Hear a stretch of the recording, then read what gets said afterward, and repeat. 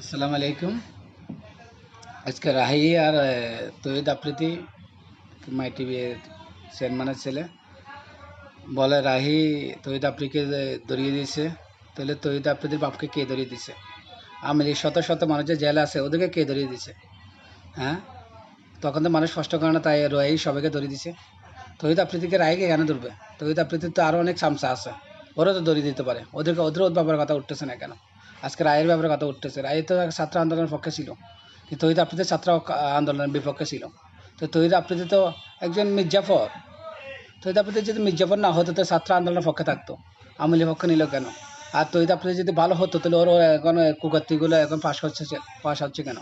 ও কি কোন মেয়ের সাথে কি করছে, কোন ছেলের সাথে কি করছে, কোন ছেলের সাথে তৎসারিং করছে, ডিবি হারার সাথে কীভাবে সম্পর্ক, কাকে কাকে ধরিয়ে দেওয়া হয়েছে। আজকে আমরা বলবো রাহিকে নিয়ে বাড়াবাড়ি করে লাভ নাই।